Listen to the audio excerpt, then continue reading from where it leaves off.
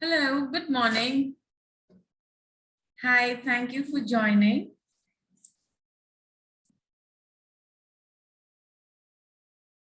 I hope the screen is visible and I'm audible to you. If yes, please do mention it in the comment section so that I can move forward. Hi, Sharika, thank you for joining.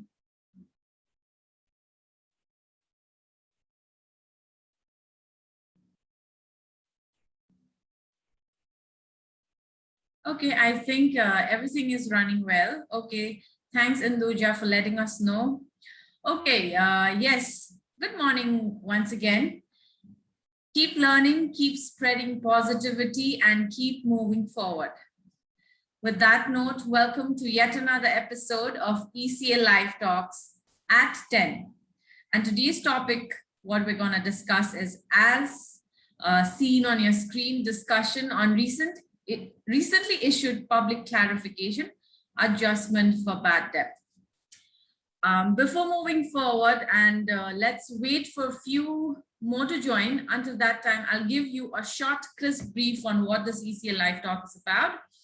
This ECL Live Talk is about connecting with our audience in a larger sphere, because we feel the importance of communication, how important it is to communicate with our audience and everyone around us. So our experts would like to foster the knowledge what they have and would like to share their insights on what they receive. So this platform is for all of you to learn and to grow.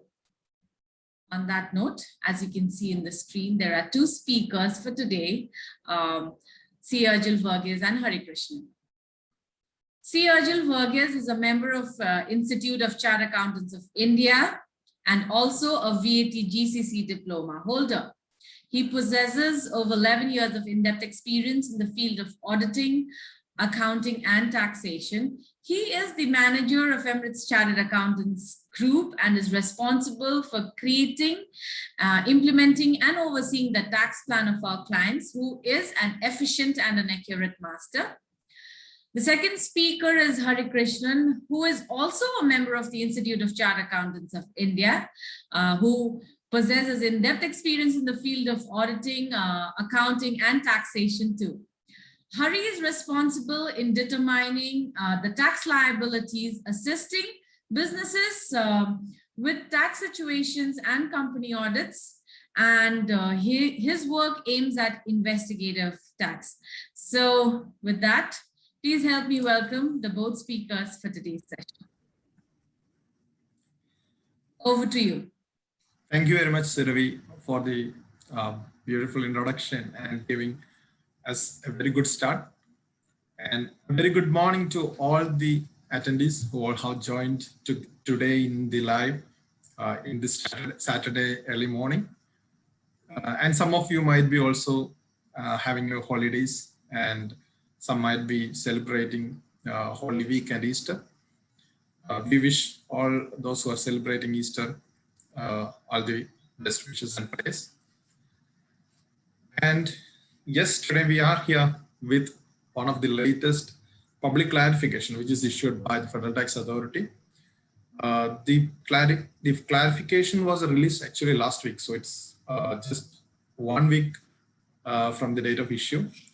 And the clarification is on the bad debt relief. So what is the adjustments required, or how to make the adjustments, and when to make adjustments, etc.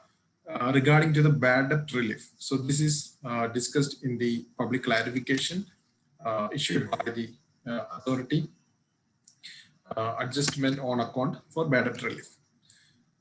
This is one important since we can say that there would be cash difficulties. There could be scenarios where we are issuing tax invoice, but the customer is not paying in time, or even the given credit periods has been passed and we are in a situation where payments are going into bad debt. maybe there can be various reasons, like some might be customer may go bad debt, or like they may not be available now again in UAE, or they might have not processing the payment, and now maybe your auditors are forcing you to write off from your books, and of various reasons. So always there was a query, always there was concerns raised by different taxpayers, whether we can get any adjustment related to bad debt, or whether we can get any benefit or any relief basically related to bad debt. And as we know, as per the law, there is provisions for adjustments required on related to bad debt.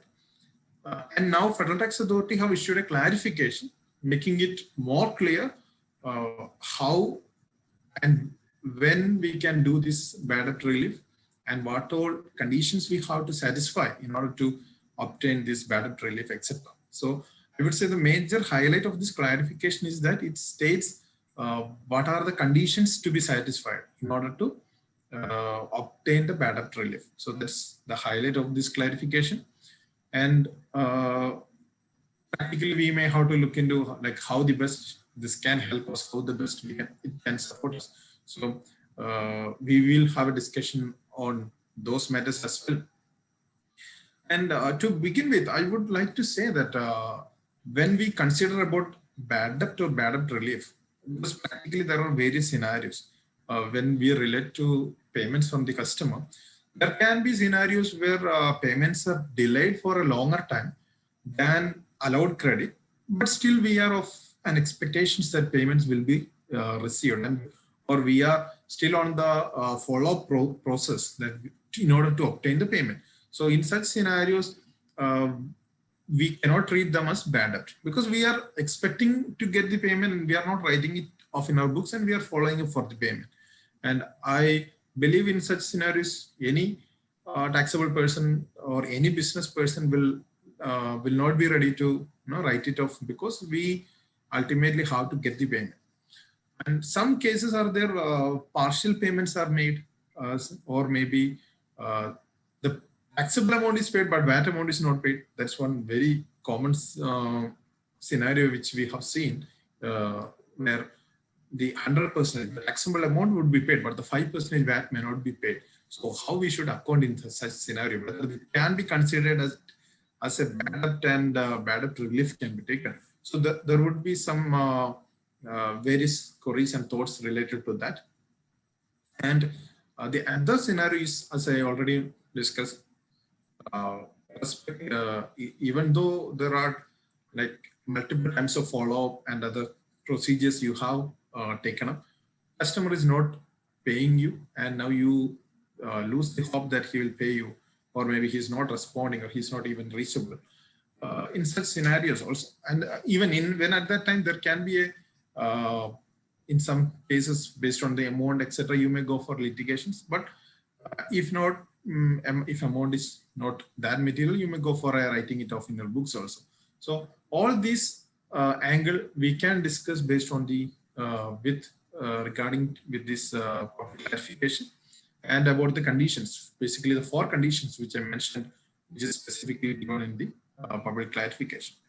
So to start with the conditions. So as I mentioned, 4 points. So in summary, if I say the points are, the first point is that transaction.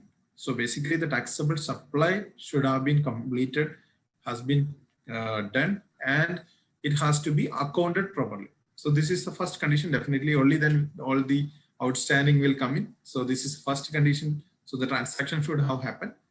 And secondly, is that payments are not received.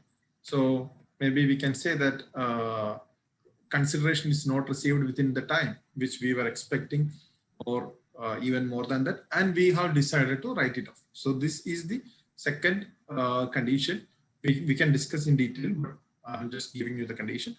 And the third condition is that more than 6 months from the date of supply is already passed. So we are not talking about the credit period, but 6 months from the date of supply is already passed. So that's one minimum condition. And as the fourth condition is to inform the customer. So these are the four conditions which is highlighted and which are mandatory conditions as per the clarifications. So now we can discuss in detail about these four conditions based on this clarification, and also some of the practical scenarios and approach which like I mentioned in the beginning, and if there is anything additional which we are coming up during the discussion, we can take it up. And yes, for that we have say Hari also here, sorry, Hari Krishnan. So welcome Hari, and we can have a discussion on these points. Thank you. Once again, a very good morning to all those viewers, and my advance Easter wishes to those who are observing Easter this year. And thank you for the wonderful introduction and meaningful introduction. And today we are discussing, as rightly mentioned by CA Ajil, the public clarification issued by the Federal Tax Authority on adjustment of BADAT. So Federal Tax Authority, this is the 24th public clarification issued by the authority. We can move in detail about the points that is being discussed in this public clarification. So as we know that when a supplier makes a supply of goods or service, when the point of taxation is triggered, so he is required to comply with the provisions of VAT. That means he has to issue a tax invoice and he has to account for VAT. So account for VAT basically refers to he has to report that supply and VAT amount in the VAT return of the concerned tax period, and he has to pay that VAT amount to the Federal Tax Authority. So when the date of supply or point of taxation is triggered, the supplier is required to account for VAT, and he is required to issue a tax invoice, and he has to pay the VAT to the Federal Tax Authority. But in certain cases, after the supply, the customer may not be paying the amount. So in that case, especially the VAT amount will become a real cost to the business. That means the supplier has already paid the tax amount to the authority and reported the supply value, but he is not receiving the amount from the customer. So it's a real cost to the business. So in order to avoid these difficulties, in order to help the suppliers in case of in these difficulties, the Federal Tax Authority has introduced a BADAT relief scheme. But the supplier is required to comply with certain conditions to avail the benefit of this BADAT relief scheme. So that is clearly mentioned in Article 64, Clause 1 of the Federal Decree Law. So as per the Article 64, Clause 1, 4 conditions are required to be satisfied by the supplier in order to avail the benefit of BADAT relief scheme. That means there should be an underlying supply, and the supplier should be duly accounted, and the VAT amount should be duly accounted, and it should be paid to the Federal Tax Authority. So if the supply is not accounted or the VAT amount is not reported in the VAT return, there is no possibility to avail the benefit of this BADAT relief scheme. That is the first condition to be satisfied. Then the second point. The second point is that the consideration should have been written off in the books of account by the supplier. That means the supply value along with the VAT amount. So that is the consideration. You have to remind about the term consideration. It means the value of supply plus the tax amount. So the consideration should be written off in the books of account by the supplier. That is the second condition to be satisfied in order to avail the benefit of BADAT relief scheme. Let us understand this concept with an example. Say, for example, you have made a supply of 100,000 and the VAT amount was 5,000. And after a lot of conversations and a lot of communications, the customer is not going to pay the amount. So now we realize that the customer is not going to pay the amount, and we have to write off the amount in the books of accounts. So here we have written off 105,000, the total amount of consideration in the books of accounts. Now we can say that we are eligible to, we have satisfied the second condition. That means we have written off the amount of consideration, and we can adjust the total VAT amount, that is the 5,000. in the VAT return. But let us understand another scenario. We have made a supply of goods for 100,000 and the VAT amount was 5,000. But the customer agrees to it is sure that the customer will not pay the full amount. But there is a hope that he will make a partial payment. So what we did, what the supplier did, he written off 50% of the total consideration and made a proper communication with the customer. That means he written off 50,000 plus VAT amount. That means 52,500 he written off from books of accounts. In that case, we are not supposed to adjust the full amount of VAT, that is 5,000. The total VAT amount included in that consideration or total VAT amount included in that supply value, total supply value was 5,000. But he has not written off the full amount of consideration. He has written off only 50%. That means 52,500. So in that case, the supplier is eligible to adjust only 50% of the total VAT amount. That means 2,500. He is not supposed to. He is not eligible to write off the full amount. So that is the second condition. The first condition is that the construction should have been, the supply should be accounted and the VAT amount should be accounted and it should be reported to the FPA. And the second condition is that the construction amount should be either fully or partially written off by the supplier, and the supplier is eligible to claim or eligible to adjust the VAT amount on a proportionate basis to the extent of construction written off. So that is the second condition that should be satisfied in order to avail the benefit of this border relief scheme. And so basically, sorry, Harry. So in that case, in order to get the relief, writing of the amount in the books is a mandatory thing, right? So yes, how to because there is practically when we look into in this in practical, because most of the cases, even suppliers or when we come to the next condition, 6 months, etc.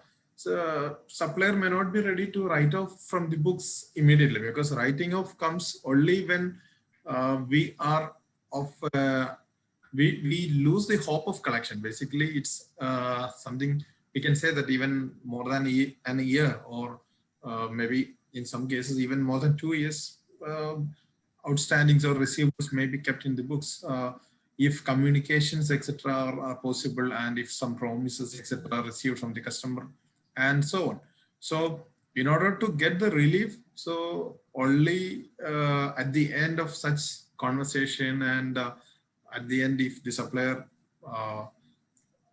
confirms himself that this payment may not be received, and he makes an adjustment or writing off this receivable from the books of accounts. So which might be through a year-end adjustment JVs, which is passed in as part of audit. But once this is passed, only then they will be able to get the bad debt relief with to the extent of that, right? So we have another, yeah. So another thing related to this will be, like as I mentioned in the beginning, because there could be many scenarios where partial payments are paid, or like VAT amount is not paid, but the consideration or the taxable value was paid. So in such scenarios, we should not treat that as a bad debt adjustment. In such scenarios, if we are not going to collect this amount, then we should consider the amount received as inclusive of VAT. Yes. So it is not only the VAT amount. So when we think about the 100,000 example, we're talking about if the consideration is not paid. So to that extent of consideration, we can get a relief for the VAT as a bad debt relief. But if 100,000 is paid, but the VAT amount 5,000 is not paid, we cannot consider this as a bad debt, but it would be only maybe we may have to issue a tax credit note and make an adjustment for the non-paid VAT amount. Or to summarize, the amount can be considered inclusive of VAT. Yes. Also, we have a practical scenario. one of our client, they requested that they made a supply, and now the customer is arguing with them. They are not like going to make that. They are sure that they are not going to make the payment of consideration. Now our client, they are going to file a case against this customer. So in order to recover the total amount of consideration for the supply.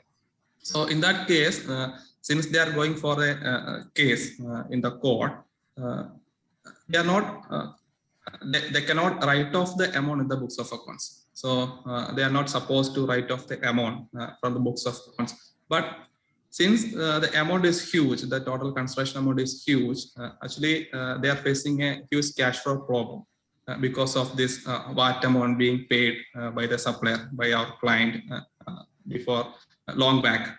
So now they want to reverse, or they want to adjust the amount of VAT amount in the VAT return to the extent of the amount not paid by the customer.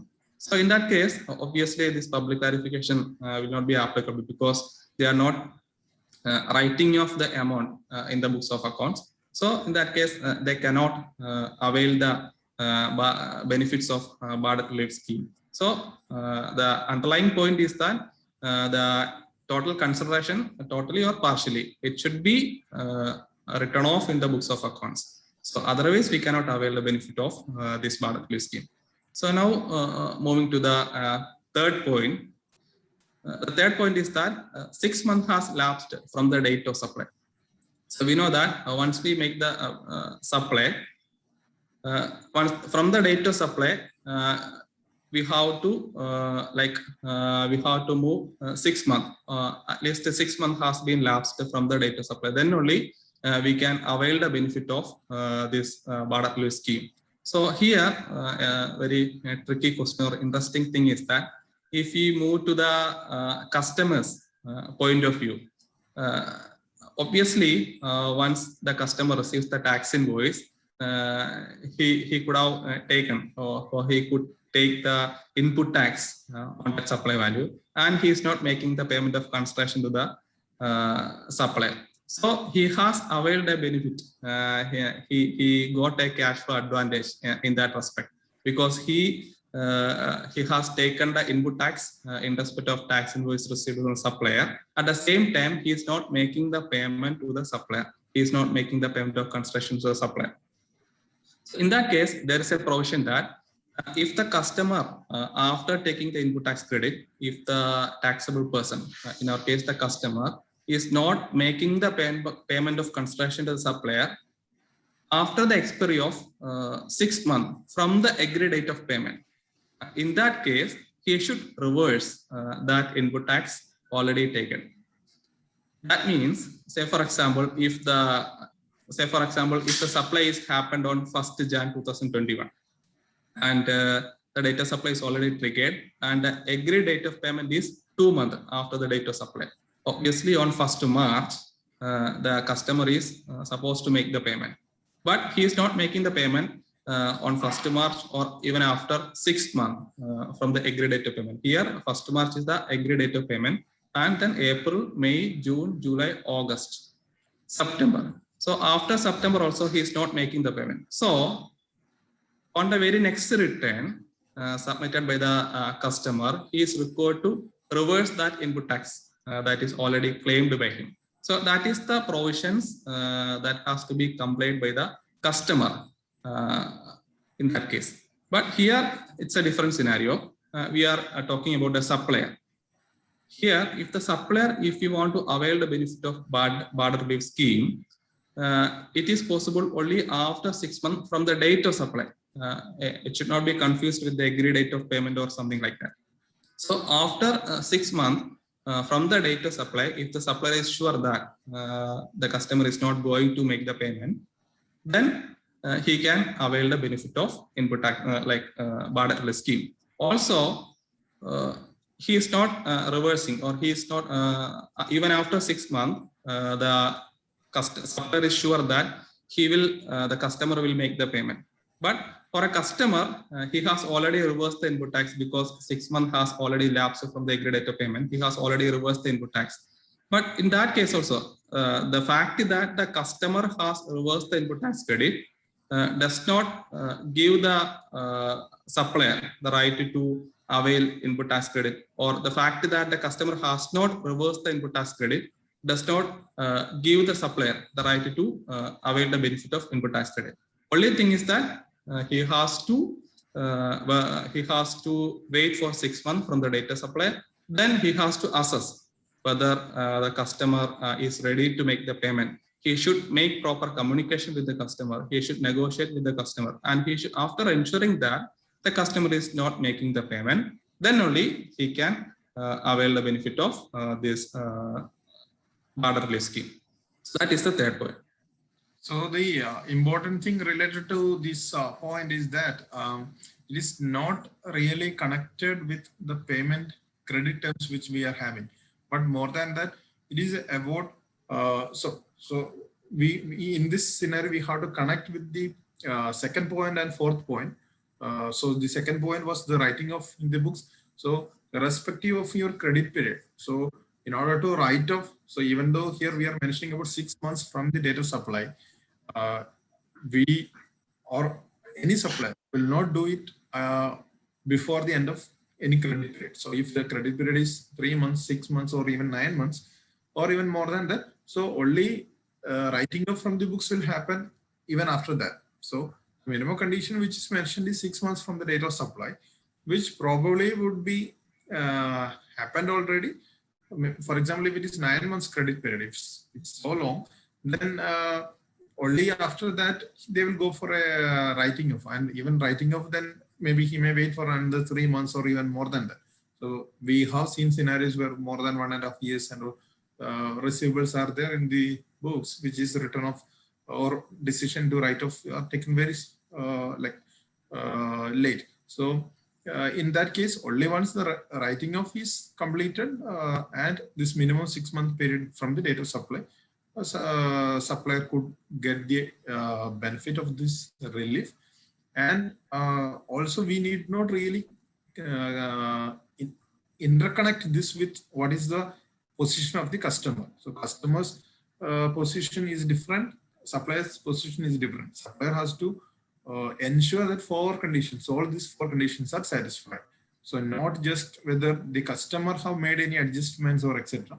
More than that, he have to look into ultimately everything may get connected, but it is not necessary that we need to look into what action the customer took in his books. That is also very clearly explained or by the authority in the next point, the fourth point, where communication has to be made to the customer. So that is the fourth point. Communication has to be, and the mode of communication. So the as per the clarification, communication can be made by any means. Even it can be through email, it can be letter, post, like that. So there is no specific guideline or restrictions in how the communication has to be made. But important is proof has to be there. And also the important is that customer need not, we need not get an acknowledgement from the customer. So initially there were understanding that in order to document it proper, even if we send an email or even if it is through a letter, they have to acknowledge it, so that only we will be having an assurance that they are going to reverse it in their books, etc. But as per the clarification, that is not a mandatory thing. As per the clarification, importance is to make communication to the customer, which can be through email, letter, post, etc.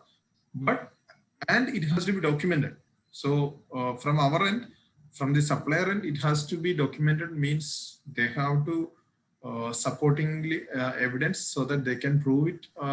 If later stage FTA officers are inspecting or reviewing, and if they are asking for a document, you should be able to provide it to them. It is not necessary that the customer should acknowledge our communication and customer should make an adjustment, etc. So that responsibilities are for the customer. So we are not obliged to ensure that customer also take the necessary steps related to that. So this is one major area which FTA's this clarification brings more clarity. So this makes very clear. So it is supplier has to look into the 4 conditions and act accordingly. And he's not responsible, or he's not required to see what the customer makes, how he adjusts in his books, or whether he confirms and send it back. So such things are not required. So I think that is really a good thing, or it actually brings relief to the supplier in that matter. Yeah. Then just to add on another point, how to report this adjustment of BADA while filing the VAT return. So that is also another part that has been included in that clarification. So basically, in the VAT return, we know that there is a column for entering the taxable value, then corresponding VAT amount, and after that, we might see another column, a third column for adjustment. So basically, this adjustment has to be made in box number 1, the adjustment column. So when we are adjusting a BADAT, we have to enter the amount of the VAT amount corresponding to that BADAT in the adjustment column corresponding to the Emirates, where we have reported the original supply. So if you have reported a supply in Abu Dhabi and at a later point, we realized that the customer is not making the payment and we have complied with all the provisions of Article 64.1, then he can adjust the VAT amount corresponding to that BADAT written off in the adjustment column of Abu Dhabi Emirate. So likewise, he have to make the reporting. Also, there is no requirement to issue a tax credit note in case of BADAT adjustment. There is no requirement to issue. So these are the 2 things as an addition that has to be implemented in respect of this adjustment.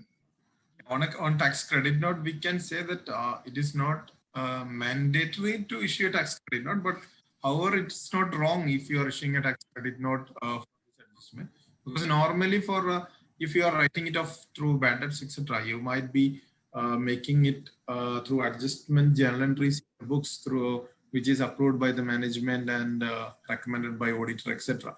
So in such cases, it need not be like issuing an invoice or tax credit note, etc. So that's the reason it is not mandatory, but maybe in your internal procedure, if you are issuing supporting documents rather than making it in JV, still it would be fine. But the thing is, on the adjustment, when you do it in the VAT return, you are not doing this correction in the supply value and this. What you are doing is just making like disclosing the VAT amount in the adjustment column. Only the VAT amount you are adjusting there. So with JV and with supporting documents, that can be supported, and that is only required as per the authority. Yeah, this is all about this public clarification, 24 public clarification adjustment of BADAT. So just to sum up, we can say that we have to comply with the 4 conditions that is being provided under Article 64(1) of the decree law in order to avail the benefit of BADAT scheme. The first thing is that the consideration and the VAT amount has been accounted and reported to the authority. And the second thing is that the consideration should be written off in the books of accounts by the supplier, either partially or fully. And if it is written off partially, then the supplier is eligible to avail a proportionate portion of the VAT amount. And the third thing is that the date of supply, 6 months has been lapsed from the date of supply, and it should not be connected with the adjustment or things done by the customer. We have to look into the data supply only for computing the 6 months. And finally, a proper communication must be made to the customer by any means, and it is not necessary that you should receive an acknowledgement or confirmation from the customer in this regard. So if these 4 conditions are satisfied, then he is eligible to, the supplier is eligible to adjust the amount of VAT amount corresponding to the BADAC, and he should make that adjustment under box number 1 in the adjustment column, not in the VAT column or not in the supply column. Also, corresponding supply value or something that is not entered anywhere, only the VAT amount is entered in adjustment column. And like, even though these 4 conditions we are stating, practically speaking, we have only 2 conditions might be required, which is writing off in our books and acknowledging and informing to customer. So rest all will automatically fall in place, I think, when, most of the case when we see practically. So anyway, like, if you are really in a situation where you are going for a writing off in your books, that means there is a receivable which you are not able to get by any means, even after your continuous follow-up, etc. At that point, this can help you. This will bring a or you may feel this as a relief, because at least the VAT amount you will be able to recover, even though the full amount you are not able to adjust. So considering that, we believe this clarification issued by the authority is helpful for the taxpayers. And also we really believe that we could explain all the perspective of the clarification to you in the best possible manner. And yes, if there are queries or any other questions related to this clarification or any other tax related matters, please let us know. And if some questions are there in live. Yes, yes, before you leave, Mr. Shekhar Sharma, who's there in Facebook, he tells hi. Yes, Mr. Shekhar, please move forward with your question. We'll be answering it. And in LinkedIn, there's Mr. Mustafa Gabar. If I build a mosque, shall I refund input VAT? He tells. Can you repeat the question, please? If I build a mosque, shall I refund input VAT? If I build a mosque, will input VAT be able to take? Okay. So basically, this is mosque construction of mosque. So yes, you will be able to get a refund for that. So it depends on, because there are various provisions we may have to look. One is on charitable institution provision, whether these are eligible as per that. If that, still they will be able to. So in those cases, because they will not be making taxable supplies, but there are costs involved in it. In those cases, they will be able to recover. And more than that, we may have to look into the contract terms, how or who is bearing these expenses, etc. Since whether it's the charitable institution or the mosque or the trust who is building it. So they will be able to recover the input related to the construction based on that. Okay, thank you for that. There's another one more in LinkedIn. If Samsung asks some company to make a survey for one of their products in the UAE and make an invoice for them at Korea, what is the place of supply? Here the place of supply rule, but here the query is like, I think we may add some assumptions since we may not be having full clarity on the questions. Yes. So here, a market survey done in UAE by so who is making? By Samsung. I assume, yeah, but invoicing in Korea. So I believe there would be a party who is doing it here and invoicing to Korea. So if it is a market survey or marketing supply, etc., we can consider that these are services getting benefited by the Korean company. And here the place of supply, the question was place of supply. Place of supply is definitely will be in UAE because surveys conducted here. But on invoicing perspective, we may have to look into from whether from UAE it is invoiced to Korea, or how the invoicing is, or if it is a third party who is doing it, who is outside UAE and invoicing to Korea, because these are international players. So we may have to see where the service provider is located also. But if I'm assuming that the service provider is from UAE, then I would say this is place of supply in UAE. And invoicing perspective, he can, if it was not connected to any other entity in UAE, then they can consider under 0 rating or like export of service. But again, at that point, they have to look into the contract and see whether there is any entity in UAE who is to whom they are associated or they are making the supply and getting benefit, etc. So assuming if no such relation or connections are getting here, and taking the concept that the benefit is obtained by the Korean company, we can say this would be export of service in based on the assumptions I have given. Okay, thank you. There's another one from Mr. Bijit EK. If one purchase bill is pending to book, after 4 months, can we take input VAT?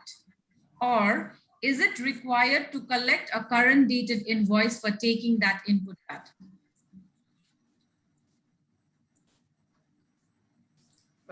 Yes, I think that is also a good question. So I think this is related to input recovery. So here we can definitely look into and get a support for the the clarification. Even there was another clarification which in our previous sessions which we had used, the time frame for claiming input. So I believe that we have to look into that time frame for claiming.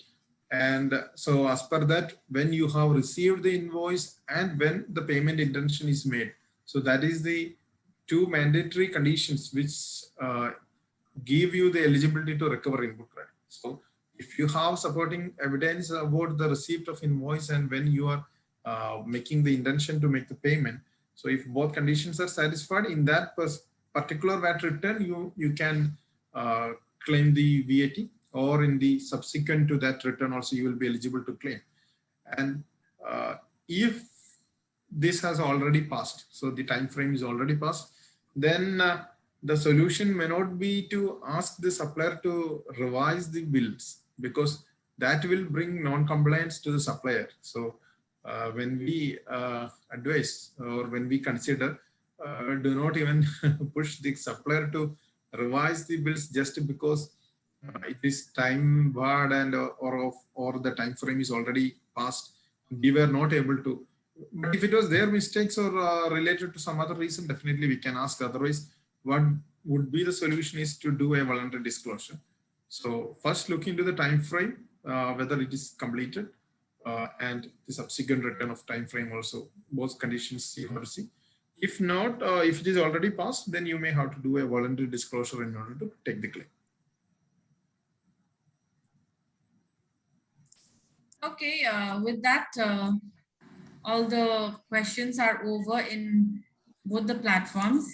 Well, thank you very much to the speakers and of course to the viewers, and we have very positive feedback from the people who've joined. Thank you, Mr. Malik Kashif. Nice work by providing this type of meeting, and good work, guys, is Muhammad Nazir, and there's a lot of people there who has appreciated this. And we thank you from the bottom of our hearts for appreciating what we are doing. And yes, I'm sure this was one insightful session, but yes, learning is never going to end, and it's a continuous process, and let's keep learning. With that note, I would like to thank each and everyone who's joined, and of course the speakers for giving this insightful session to every one of us. Anything you guys have to add? Thank you very much for the